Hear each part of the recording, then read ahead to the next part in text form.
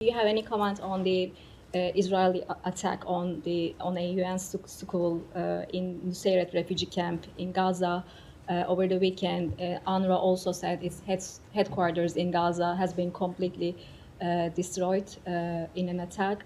What is your reaction, and do you think Israel is targeting UNRWA sites intentionally?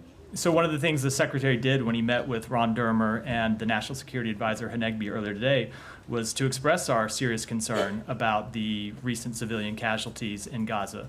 As I've noted before, we have seen civilian casualties come down from the high points of the conflict and even from where they were, say, 6 weeks, 2 months ago, but they still remain unacceptably high. We continue to see far too many civilians killed in this conflict. We want to see civilian casualties completely ended. It's why we are pushing so hard to a ceasefire, but even in advance of a hopeful ceasefire, we want to see Israel do more to reduce civilian casualties. Now, with respect to that strike, Israel has claimed that they were targeting militants who were inside that site.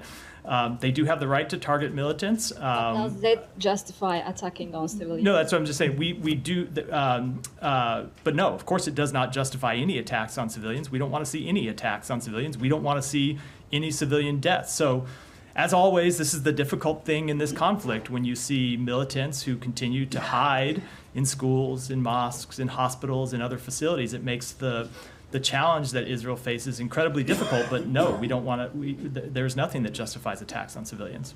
And did Hanegbi and Dermer give the Secretary any update as to if the strike actually killed a top Hamas commander? They do not have certainty yet.